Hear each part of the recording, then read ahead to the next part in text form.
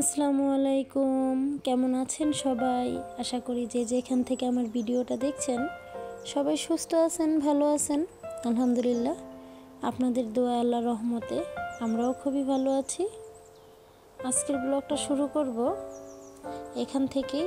আজকে আমি সিক্রেট মশলা শেয়ার করব আপনাদের সাথে, যেভাবে আমি ডিম রান্না করে খাই। এটা চাঁদপুরের অনেক ঐতিহ্যবাহী একটা রান্না। আমি প্রায় 12 বছর আগে রান্নাটা একটা আন্টির কাছ থেকে শিখেছি। আপনাদের কাছে আমি ওই রেসিপিটাই শেয়ার করব। এটা একটা গ্রামের রান্না, আশা করি আপনাদের ভালো লাগবে। তো লেটস গো, আসুন।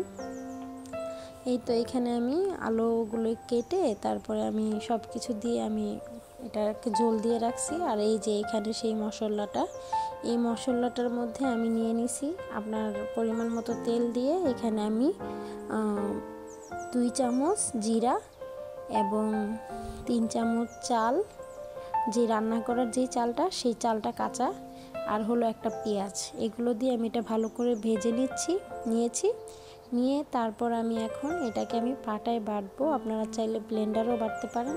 আমি পাটায় বেটে খাইছিলাম, সেজন্য আমি পাটাতেই ট্রাই করলাম। কারণ যেভাবে রান্না, যেহেতু রান্নাটা গ্রামের ছিল, তাই আমি ওইভাবেই রান্না করতেছি। এর মধ্যে আরও প্রায় 5-6 বার ট্রাই করছি, কিন্তু আজকে ফার্স্ট টাইম আমি আপনাদের সাথে শেয়ার করলাম। রান্নাটা খুবই স্বাদ হয়, আপনারা অবশ্যই ট্রাই করবেন। আশা করি আপনাদের কাছে ভালো লাগবে। তো এখানে দেখেন আমি এখন মশলাটা বেটে নেব। এটা আমি একদম মিহি করে বেটে নেব। আর ওইখানে তো আপনারা দেখেছেন আমি অলরেডি ডিম ভেজে তারপর আমি ময় মশলা দিয়ে আলু দিয়ে রান্না করে কষিয়ে তারপর আমি ঝোল দিয়ে তারপর ডিম দিয়ে দিছি, দিয়ে আমি ওইটা ঢেকে রাখছি। আর এখানে হলো মশলাটা এর মধ্যে বাটা হয়ে যাবে, এর মধ্যে আমার রান্নাটাও প্রায় শেষের দিকে হয়ে যাবে।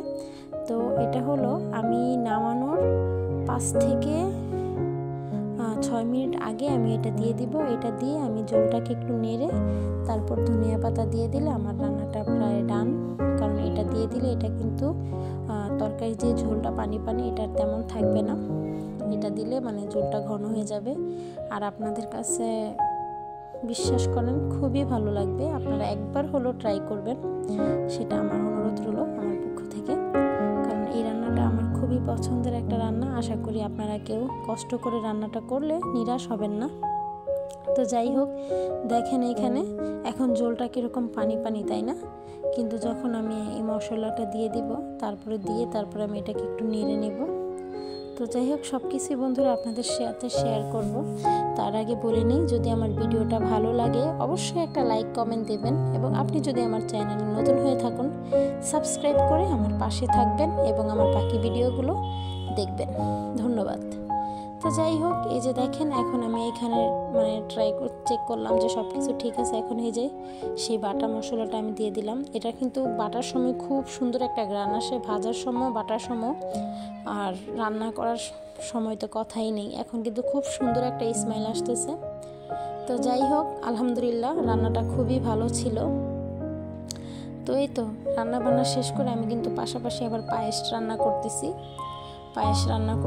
আজকে তেমন কিছু না, আজকে শুধু ডাল রান্না করছি, ভাত রান্না করছি। আর এখানে ডিমের রেসিপিটা আমার কাছে মনে হলো যে এটা খুব ভালো একটা রেসিপি, তাই আপনাদের সাথে শেয়ার করলাম।